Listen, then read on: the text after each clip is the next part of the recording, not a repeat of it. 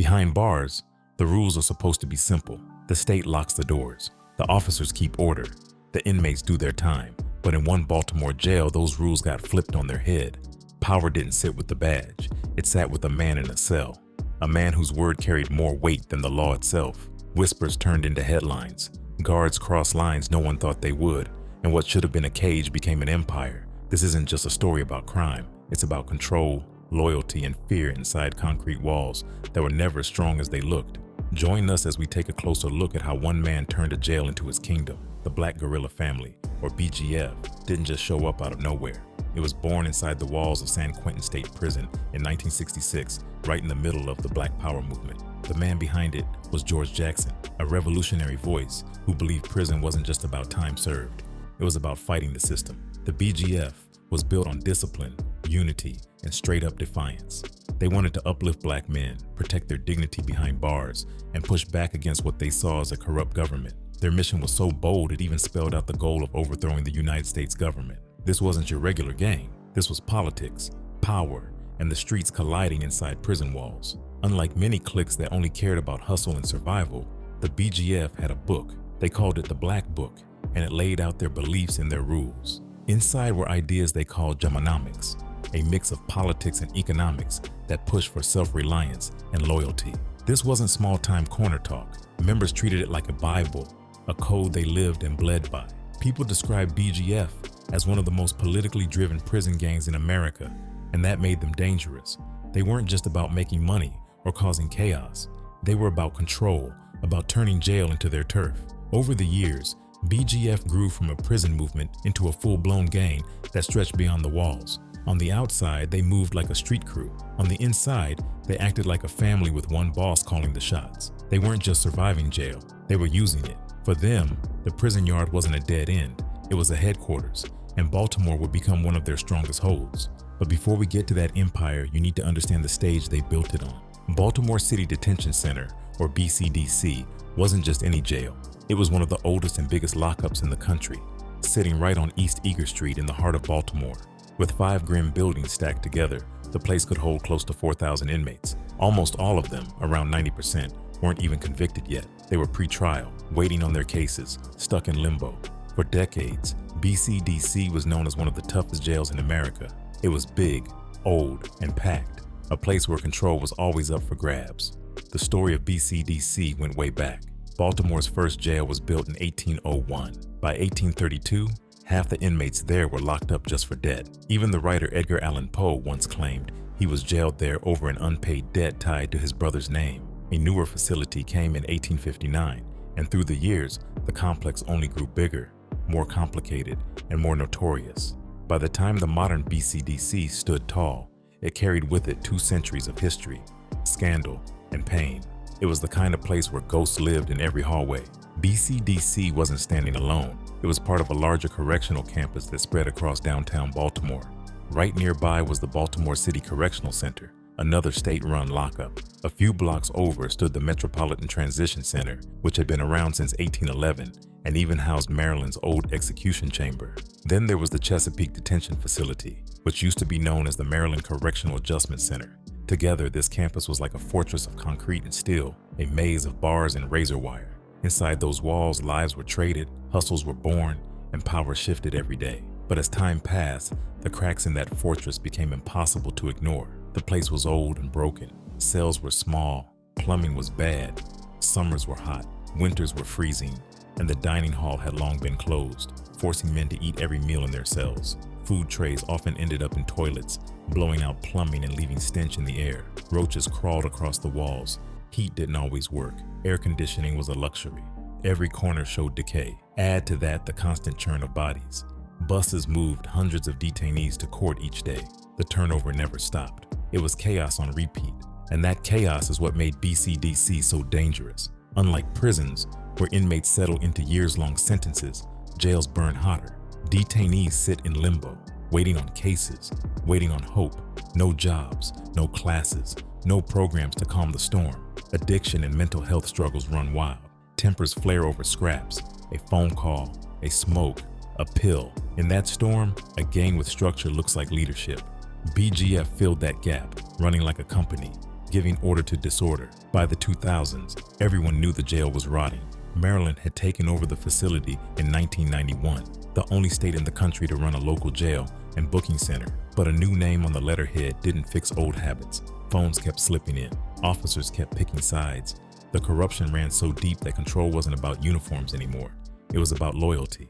BCDC had a high percentage of female COs, 3 out of every 4, and a staggering number of them, between 60 and 75% by one witness account, were tied up in smuggling or sex with inmates. Phones for officers were banned on shift, but bans mean nothing if no one searches. The checks at the door were weak, sometimes barely there, so the plug walked right in wearing a uniform. That imbalance, mixed with poverty outside the walls, fed the cycle. Starting pay for a CO was low, barely enough to live on, but the risks and temptations inside were high. Many of the female officers came from the same neighborhoods as the men they were guarding. Some already knew them before the uniforms. That overlap blurred the lines. Flirting turned to favors. Favors turned to hustles. And soon, the jailhouse economy ran through the hands of the very people meant to stop it. Takedown White, better known as Bulldog or Tay, first tied himself to the Black Guerrilla family in 1997 and then rejoined in 2003. The BGF wasn't just a prison gang. It was a movement that spread from California to Maryland, carrying the kind of structure and discipline that could turn cells into offices. By the time White entered the Baltimore City Detention Center, he already carried the stripes of someone who knew the game. He wasn't just another inmate wearing state blues. He was connected, ambitious, and ready to climb. He looked at BCDC and didn't see a cage. He saw opportunity, and soon he would flip that crumbling prison into his empire. In 2011, White sat in BCDC while facing trial for second-degree murder tied to a turf dispute. 2 hung juries kept him locked in the limbo of pretrial detention, but that time became his window. While other detainees wasted days staring at concrete, White moved pieces. Inside those grim walls, he climbed step by step until he was running the set. From his cell, he went from soldier to commander. By the time he hit his stride, everyone inside knew his name. Bulldog was no longer just another inmate. He was the boss. By early 2012, the Baltimore City Detention Center wasn't just a jail. It was Bulldog's marketplace. Takedown White ran a simple play with big results. On December 21st, 2012, Officer Brooks tipped him off about a shakedown. Earlier in 2013, Officer Linder warned him again. That day, White bragged on the phone, "I just got a message from Officer Tiffany Linder saying they was going to pull a shakedown tonight. Let me call all these dudes and let them know." With one phone call, he turned a federal raid into a wasted move. His guards weren't protecting the state, they were protecting their boss. Bulldog didn't hide his success. He flaunted it. On January 5th, 2013, federal agents tapped into a cell phone call that told them exactly who held power. White's voice came through, sharp and cocky. "This is my jail. You understand that? I'm dead serious. I make every final call in this jail, and nothing go past me. Everything come to me." Then the code. "Before a mother hit a net in the mouth, they gotta run it through me. Anything that get done must go through me." Those quotes were not graffiti. Jurors heard him brag that before anyone could swing or stab, they had to run it through him. They heard him tell Officer Rice, "My word is law." He explained the chain of command. Nobody could swing or stab without his approval. He bragged about sitting in the seat, whereas though nobody in the jail could outrank me. Like, "I am the law." That wasn't empty talk. It was a blueprint of his rule. His word had become law, not just for inmates, but even for the guards who should have been his keepers. In BCDC, fear and respect were the same thing, and both flowed from Bulldog. The secret of White's empire wasn't only in his soldiers, it was in the uniforms walking through the gates each morning. Some smuggled drugs and phones, others offered protection. A few were involved in sexual affairs that blurred every line between professional and personal. With the guards compromised, Bulldog didn't just bend the rules, he rewrote them. The uniforms stopped representing the state, they started representing him. The most shocking part of White's rise came through the relationships he forged. Inside the jailhouse world where trust is everything, Bulldog had turned guards into his soldiers, bound by blood and desire. Phones, drugs, tobacco, and food kept Bulldog's economy spinning. Bulldog wasn't running a side hustle. He was running a business empire with himself as CEO. White's control wasn't just about smuggling. It was about staying one step ahead. Inside the walls, he lived like he had no chains. Champagne and seafood dinners showed up as if he were in a VIP lounge, not a cell block. He gave out rings and cars to his loyal women. Former inmates admitted how simple it was to get a phone inside. One recalled, "I was nervous. It took a couple days, but it worked. I got the phone. It had a charger with it." The corruption was so deep that the hustle became routine. Bulldog wasn't hustling the system. He was the system. By early 2013, investigators had seen enough. They knew they couldn't just move on Bulldog alone. They had to crack the entire network. On February 14, 2013, federal agents teamed up with 30 trusted officers brought in from outside Baltimore to stage surprise searches. About 170 agents and officers executed 15 search warrants, sweeping through cells and offices. They found exactly what the wiretaps promised, proof that Bulldog ran the jail. The story exploded nationwide. Headlines screamed about the inmate who fathered children with 4 guards while running a criminal empire. CBS, ABC, and The New Yorker covered the scandal. Americans were shocked that a state facility had become a gangster's playground. Officials scrambled to defend themselves. Secretary Gary Maynard said 99% of our correctional officers do their jobs with integrity. But those words couldn't erase the image of Bulldog sitting on his bunk, running the jail like a boardroom. By April 2013, White stood in federal court. At first, he pleaded not guilty, but the evidence was stacked high. Wiretaps, contraband, testimony, and the long list of guards caught in his web. Prosecutors said he targeted officers with low self-esteem, insecurities, and certain physical attributes. He found weak spots and exploited them. For years, he ruled not with a badge or a title, but with power built from hustle and intimidation. And when he finally admitted his guilt, the empire crumbled around him, but the legend remained. The scandal didn't just end with White's plea. It set off a chain reaction. Guards lost jobs and faced prison time. Inmates were convicted. Investigations spread deeper, uncovering just how much rot had been festering inside BCDC. The system looked weak, and the public demanded answers. How could one man turn a detention center into his personal empire? How could correctional officers sworn to uphold the law become his soldiers, lovers, and smugglers? These were questions Baltimore and the nation couldn't ignore. Bulldog's story doesn't stop with court dates and headlines. His empire's collapse left scars on the prison system and forced officials to rethink how they kept control. But the bigger story lingers like smoke. How deep did the corruption really go? And how many more Bulldogs are still running their own jails from the inside?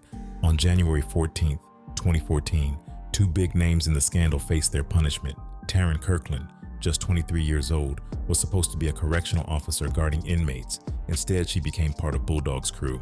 The court documents spelled it out. She was sleeping with Stephen Loney, a BGF member who rose to be commander under Bulldog. Loney, while locked up, directed COs to bring in drugs and phones. Kirkland was his main partner, but she wasn't the only one. The smuggling wasn't sloppy. It was organized. Packages went through security without checks. Contraband reached the working men inmates trusted with moving around the jail. And from there, it spread like currency. The system was designed to fail, and Bulldog's men made sure it did. One of the most disturbing parts of the conspiracy was how relationships blurred into business. Loney had sexual ties to multiple COs, not just Kirkland. For BGF, sex wasn't just about desire. It was control, leverage, loyalty. Guards who gave their bodies also gave their keys, and the gang knew exactly how to target the ones who would bend. As one government filing later revealed, BGF members were taught to look for women with low self-esteem, insecurities, and certain physical attributes. It was predatory, and it worked. Stephen Loney's position inside BCDC was critical. He once shared a cell with Bulldog, soaking up the game. When he moved, he became commander of one of 2 BGF regimes in the jail, answering only to White. His rise mirrored Bulldog's in many ways. He wasn't a bushman, the highest BGF rank, but he carried weight, and when Bulldog wasn't around, Loney was the voice. The 9-year sentence reflected how much power he had held, even from a jail cell. Kirkland wasn't just his girlfriend. She was his mule, smuggling marijuana and prescription pills into the Baltimore City Detention Center. The judge gave her 42 months in prison, plus 2 years of supervised release. Her fall from uniform to inmate was complete. She had traded her badge for Bulldog's world, and now she was paying the price. Loney got it worse. He was only 24, but his rap sheet was already long, and his role in BGF made him dangerous. For his part in the conspiracy, he was sentenced to 9 years behind bars, followed by 3 years of supervised release. He wasn't just another soldier. He was the right hand of Bulldog, one of the 2 men who led BGF inside BCDC. When White got locked in tighter sections, Loney handled the daily moves. That made him a key player, and the court treated him like one. Kirkland's plea deal laid it out. She was one of the COs who didn't just look the other way. She actively kept the game alive. She smuggled packs, pills, and phones inside. She even helped other officers like Jennifer Owens push product in for Bulldog himself. What started as a young woman working a tough job ended with her standing in shackles. The prosecutors didn't buy into any excuses about age or pressure. She had chosen sides, and she had chosen the gang. Kirkland wasn't alone. A week earlier, on January 8, 2014, another correctional officer, Adrena Rice, had already been sentenced. She also took 42 months for her role in the conspiracy. Rice had once whispered to Bulldog that she loved money too much to let romance get in the way. On a wiretap, she told him she wasn't about to split my money with anyone. That raw honesty exposed exactly how some of these guards saw it. For them, contraband wasn't about loyalty or love, it was about cold cash. But whether it was love, lust, or money, the result was the same. The indictments had other scenes. A guard, Kimberly Dennis, was named for allegedly having sex with a BGF inmate in a closet. Another guard, Jasmine Jones, reportedly stood watch for them. It sounds like rumor until the cases stack up. Then it sounds like the culture. Guards who were supposed to lock the doors were now the ones bringing the keys, and the feds had no sympathy. Each guilty plea, each sentence, was proof that the empire Bulldog built had reached far deeper than anyone on the outside wanted to believe. By this point, Tavon White himself had already pleaded guilty. He admitted what everyone already knew. He was the boss inside BCDC. He was set to be sentenced on February 20th, 2014. The charges weren't small. He had admitted to running the racketeering enterprise inside BCDC, the same empire that made him rich, gave him power, and even put children in the arms of correctional officers. Now the man who once declared himself the king was waiting to hear how long he'd be wearing the federal jumpsuit. It wasn't just COs and inmates who faced charges. Suppliers on the street fed the pipeline that kept Bulldog's machine running. One of them, James Yarborough, known as JY, was scheduled for a hearing the day after Kirkland's sentencing. He had played his part on the outside, feeding the inside with what it needed. When the walls of a jail become porous, it's never just one side of the gate that makes it happen. The Maryland Prison Task Force had worked for years to dig into the corruption. Local, state, and federal law enforcement sat at the same table, planning the takedown. They knew this wasn't just one dirty CO or one inmate with hustle. This was systemic. The feds weren't just after Bulldog. They wanted the structure that let him operate. When the sentences came down, U.S. Attorney Rod Rosenstein and FBI Special Agent Stephen Vogt made it clear this was about cleaning house. And they weren't done yet. The sentences weren't just about punishment. They were about sending a signal. Corrupt officers wouldn't be shielded by their uniforms. Inmates couldn't hide behind prison walls. Suppliers couldn't pretend they were just hustling on the outside. The message was clear. The game might have flourished for years, but the spotlight was on now. And once the feds got their hooks in, they weren't letting go. By the end of 2014, Tavon White wasn't just the boss of BCDC anymore. He was the star witness for the feds. After pleading guilty to racketeering, he cut a deal. For White, it meant he could still see freedom someday. For the government, it meant they had the man who once ran the jail, now spilling its secrets. On December 1st, 2014, White entered the ceremonial courtroom of the U.S. District Courthouse on Lombard Street. This time, he wasn't wearing a jumpsuit with shackles clanking. He came in with extra security, dressed in a dark polo, khakis, and tennis shoes. He looked less like a prisoner and more like a man ready to talk. Leaning forward in the witness box, he answered questions from Assistant U.S. Attorney Robert Harding without hesitation. The courtroom buzzed. Bulldog wasn't hiding anymore. He was about to put the whole game on display. Harding asked White about his goals when he first came to BCDC back in 2009. White didn't sugarcoat it. Make money, he said, and run the jail pretty much. He made it clear he hadn't planned on being some flunky. He came in with an ambition, and he pulled it off. Those words hit the jury hard because they summed up what the feds had been saying all along. White hadn't stumbled into power. He had taken it deliberately. White went back further, telling the court he had joined the Black Guerrilla family while serving time for murder at Roxbury Correctional Institute in Hagerstown, because they was, at the time, pretty much running the institution, he said. Protection was part of it.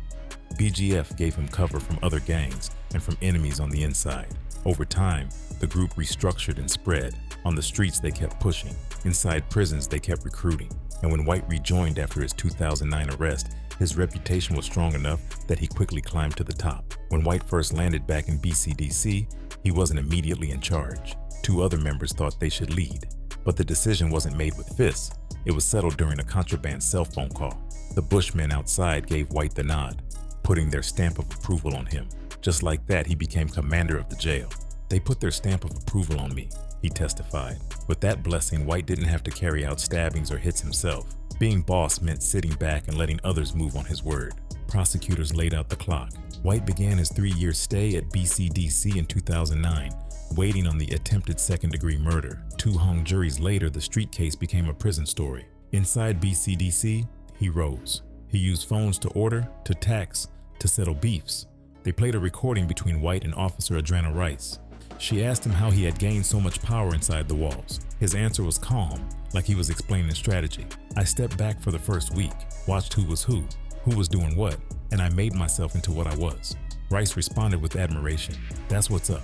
The jury got to hear it for themselves. A CO not only respecting him, but praising him like a fan.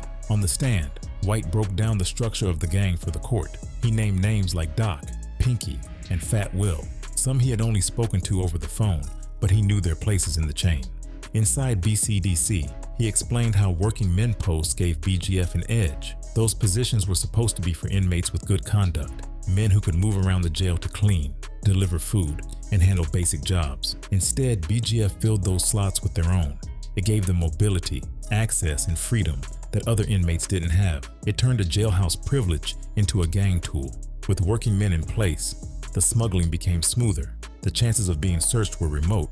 The hides were basic and bold. Underwear, hair, body orifices, wherever would pass a lazy entrance. Co-conspirators waved them through the main doors. When the gate is soft, every room beyond it becomes a warehouse. Phones, weed, pills, it all came in through correctional officers. Once inside, BGF working men carried it where it needed to go. White explained how the profits piled up. The phones weren't just for talking, they were the cash registers. Inmates' families texted green dot numbers, loading money onto prepaid cards. That cash was then used to pay suppliers and reward officers. It was clean, fast, and nearly invisible. During testimony, White admitted he had been inside BCDC for more than 3 years while his case dragged on with mistrials. In that time, his control only deepened. He had guards smuggling for him, inmates running errands, and other BGF leaders outside recognizing his authority. Even though he wasn't a bushman, he was the commander on the ground. The testimony matched what investigators had already seized during raids. It wasn't just his word, it was his word plus evidence. Not everyone in that courtroom swallowed his testimony clean. Defense attorneys knew White's words carried weight, but they also knew his plea deal gave them an angle. They argued that he couldn't be trusted. They called White a liar, a hustler willing to say anything to shave years off his sentence. They said he had every reason to lie, if it meant cutting down his own sentence. They tried to paint him as unreliable, a man saying whatever the feds wanted to hear, a self-proclaimed king trying to save his own skin. One attorney even questioned whether corruption inside BCDC had been so widespread that it was basically state-sanctioned. If everyone was dirty, they argued, how could this be a gang conspiracy? Defense attorney Richard Bardos told the jury exactly what Bulldog's deal meant. If he satisfied the government that he told the truth, he would serve no extra time for the federal racketeering. Bardos's question to the jury was simple. Why believe a man who profits from his own confession? At one point, U.S. District Judge J. Frederick Motz got frustrated with the defense. You can't distribute drugs anywhere, he snapped. Suppose I said it's legal to distribute heroin. It's not. His point was clear. Whatever the defense argued, the law was still the law. White's testimony, combined with the mountains of wiretaps and evidence, painted a picture too strong to ignore. White didn't just talk about himself. He gave names of people he said ran the streets and the prison side of BGF. He revealed how the gang restructured when paperwork had been seized by corrections officials. He explained the logic of their moves, why certain people were placed in working man posts, and how decisions filtered from inside to outside. The jury wasn't just hearing gossip. They were getting the playbook straight from the man who had called the shots. As White testified, 5 correctional officers, 2 inmates, and a kitchen worker sat as defendants. They were the ones who hadn't taken plea deals. They had decided to fight it out in court. For them, the stakes were high.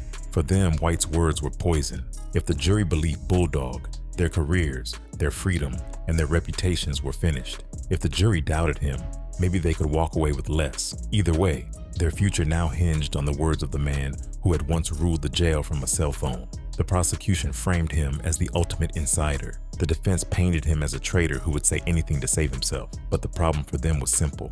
White's voice was already on tape. His boasts, his orders, his rules, they weren't rumors. They were recordings. And no matter which way they spun it, Bulldog had center stage again. Only this time his power came from the witness box instead of a contraband phone. Earlier that same day, Wendell Pete France, a top corrections official, had testified. He admitted he had reached out to federal law enforcement back in 2011 when his own efforts to clean up corruption failed. He also admitted that he had been told not to move White during the investigation so the feds could watch him. When asked if he had ever heard of White's grip on the jail, France said he had only heard the name. The defense seized on that. questioning how such power could go unnoticed by top officials. Even though White was no longer in his cell, even though he had traded his title as commander for a seat on the stand, he was still the focus. Reporters described it as Bulldog being in control again, only this time from the witness box. Prosecutors leaned on him to take down the last defendants. Defense attorneys tried to tear him apart, and the country watched, still stunned that one man had turned a state jail into his empire. By late 2014, most of the names in the indictment had already taken plea deals. The prosecutors didn't just rely on White's testimony. They played the infamous recordings where Bulldog said, "This is my jail." They weren't just words. They were proof that White had lived as the boss inside BCDC. In another recorded call, he said even a slow month brought him almost $16,000. Luxury cars, jewelry, gifts. The boss ate first. One of the strongest moments came when prosecutors asked White about his relationships with female officers. White admitted the part that turned whispers into headlines. He had sexual relationships with 4 officers and got all 4 pregnant: Jennifer Owens, Katera Stevenson, Chania Brooks, and Tiffany Linder. He told the jury how some of them wore tattoos with his name, like Jennifer Owens, who inked Tavon on her neck. He described giving out rings and cars, showering them with gifts. That's not tabloid. That's sworn. The relationships weren't side stories. They were leverage, loyalty, and logistics tied together. Tiffany Linder's name came up in another context too. They knew how she had tipped Bulldog off earlier in January 2013. That explained how searches failed. If the boss gets the tip before the dogs reach the tier, the stash evaporates, and the raid becomes theater. For the jury, it painted a picture of officers not just smuggling packs, but falling into full-on relationships. Guards who should have been the law had become his family. The kitchen worker among the defendants may have seemed minor compared to correctional officers and gang leaders, but White's testimony tied him in. Food deliveries became another path for smuggling. With the right person in the kitchen, contraband could slip into trays, bags, or shipments without raising suspicion. For BGF, every weak spot became a doorway, and Bulldog knew how to use them all. Prosecutors hammered home that this wasn't about 1 or 2 dirty officers. This was about a culture inside BCDC that allowed Bulldog to thrive. The jury did not have to rely on memory or myth. They heard the voice. White's testimony laid it bare. Guards ignored rules, inmates moved freely, contraband became currency, and fear silenced anyone who wanted to resist. Even federal Judge Motz said he was bewildered at the extent of it. The trial became less about whether corruption existed and more about how much the jury believed each defendant had played into it. On the stand, Bulldog stayed calm. He didn't shout. He didn't boast the way he had on the wiretaps. Instead, he leaned forward, answered questions directly, and laid out the story step by step. It was a different kind of control. In the jail, his power came from fear. In the courtroom, his power came from knowledge. He knew the inside moves better than anyone, and now he was handing them over to the feds. For all his past bravado, this was White at his most dangerous, not as a commander, but as a witness. FBI Special Agent Stephen E. Vogt did not dress it up.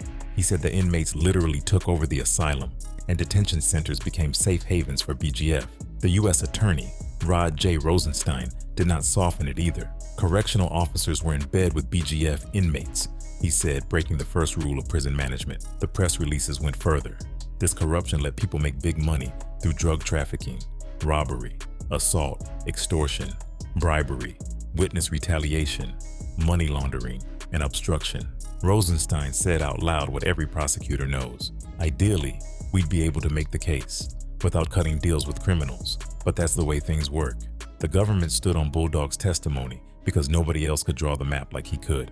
It took courage for him to flip, they said. It also put a target on him in the world he came from. Crossing family brings heat forever. Court filings and coverage listed the contraband like a grocery sheet. Cell phones, tobacco, oxycodone, Xanax, and other pills, dues paid by gang members. This was not a sloppy one-off smuggle. It was a market, and Bulldog's phone was the cashier. The wiretaps caught another slice of power politics. A lieutenant told Joseph Monster Young he could keep making money if he kept the violence down, as if order were good for business. That line hinted at a reality no one wanted to say out loud. If the gang could control the blood, the gatekeepers might stop looking for the money. Defense attorneys pushed hard. They said the corruption was so widespread it couldn't be pinned on a conspiracy. They argued it was a broken system, not a gang-led takeover. One attorney even tried to claim it was almost state-sanctioned, with higher-ups looking the other way. But prosecutors countered with simple logic. If corruption was everywhere, it only made Bulldog's testimony more believable. He hadn't created the system. He had mastered it. The jury had to focus on the charges in front of them, and with White's testimony filling in the gaps, the picture was hard to ignore. By the time White finished testifying, the story was clear. His words were now the weapon that could bring down the last holdouts of his own empire. Every guilty plea, every sentence, every headline traced back to this one man. His fall didn't just end his reign. It forced Maryland to look at its prisons, to admit how weak the walls had been, and to scramble for change. The courtroom testimony didn't just convict individuals, it convicted a system, and that's why the scandal never faded quietly. Even as the trials closed, the question lingered: how many more Bulldogs are out there? If one man could flip an entire jail upside down, how many other prisons were just as vulnerable? The scandal left scars, not just in Baltimore, but across the country. And while Bulldog served his time, his story became a warning, one that officials couldn't ignore. History did not help the defenders. They were reminded of how in 2009, 20 BGF members and 4 employees at the Metropolitan Transition Center were indicted for drug, gun, and extortion charges. Guards were convicted and got up to 24 months. In 2010, 15 more BGF members were indicted. In 2011, a Chesapeake detention facility employee got 37 months for assisting the gang. The pattern was not new. It was just bigger this time. Court documents repeat what everyone inside already knew. BGF wasn't just a name scribbled on a cell door. It was the dominant gang at BCDC and at linked sites like Central Booking, the women's detention center that housed men, and the jail industries building. Those buildings weren't just corrections facilities. Under Bulldog, they were supply lines. He had been with BGF for years, sat in BCDC pre-trial from 2009 to 2013, and by 2011 he wasn't just in the mix, he was the leader. Outside the courtroom, the scandal rocked Baltimore. The idea that one inmate had impregnated 4 guards and run the jail like his personal kingdom embarrassed city and state leaders. When the scandal first broke, it hit politics hard. Secretary Gary Maynard, the head of Public Safety and Correctional Services, had already resigned in 2013 after the story broke. Before that, he stood at a press conference and owned it. "It's totally on me," he said. No excuses. He moved his office into the detention center after the indictment. Polygraph tests for top officials, integrity reviews for others. It was a public effort to show the state understood how deep the damage ran. Now, every new revelation reminded the public of how fragile the system had become. News cameras followed every hearing. Headlines shouted about sex, drugs, and corruption behind bars. For ordinary citizens, it was shocking. For people who lived near the jail, it was confirmation of what they had always suspected. As the trial unfolded, state leaders pushed reforms. They brought in more male officers to balance the gender ratio. Clear plastic bags replaced regular purses and backpacks for guards entering the jail. Surveillance cameras were repaired and new ones were added. They even reopened the dining room that had been shut down for years, trying to bring order back to daily routines. But the truth was obvious. No reform could erase what Bulldog had already done. April 26, 2013, Governor Martin O'Malley stepped up and called it what it was: insidious gang issues that would not be tolerated. He said the state had been working with federal and local partners for years to fight prison gangs. But once the public saw the details, speeches had to turn into policy. An out-of-session hearing got scheduled because lawmakers wanted the timeline, the names, the fixes. State Senator Joseph M. Getty called the scandal a harsh indictment of policy. Senator Christopher B. Shank called the corruption shocking. Delegate Michael Smigiel said the indictment made them look like a third world nation. The mood was simple. If this could happen here, what else was broken? Prosecutors and officials said disciplinary rules made it hard to fire dirty officers without convictions. The union pushed back. AFSCME leaders said the FBI used poor wording when it criticized the Correctional Officers' Bill of Rights. They said the law did not stop the state from investigating or firing people who broke the rules. In the middle of that debate sat a pile of cases where bad actors kept their jobs long enough to do real damage. Experts talked about why female guards got targeted so heavily. With women making up a huge share of officers, especially in Baltimore, the risk wasn't going away. Brenda Smith, a law professor who studies sexual abuse in detention, said something people didn't want to say on camera. Power runs both ways. Guards had the access men like White wanted, and some guards felt the pull of power, money, and attention. Corruption does not care about gender, it cares about opportunity. By the time Bulldog stood for sentencing, the scoreboard was ugly for the defense. 44 defendants had been convicted. That list included 24 correctional officers. 35 people pleaded guilty, including Jennifer Owens and Katera Stevenson, 2 of the correctional officers who became mothers of his children. The last 8 defendants faced a 2-month trial. 1 died, 5 went down, Inmates Joseph Young and Russell Carrington, guards Ashley Newton and Travis Paylor, and kitchen employee Michelle McNair.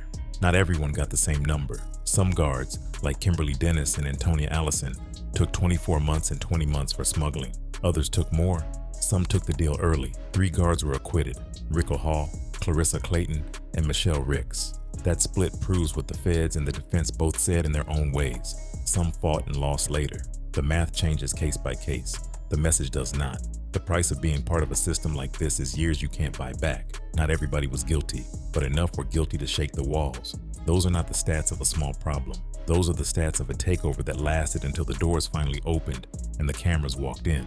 When a system collapses, it does not do it neatly. It breaks everywhere at once. February 9th, 2015. Baltimore federal court is packed, and all eyes are on Tavon, Bulldog White. Judge Ellen L. Hollander reads the line that ends the reign he bragged about on the phone: 12 years in federal prison, plus 3 years of supervised release for running the Black Gorilla family inside the Baltimore City Detention Center. It lands heavy because everyone in that room knows the story behind those numbers.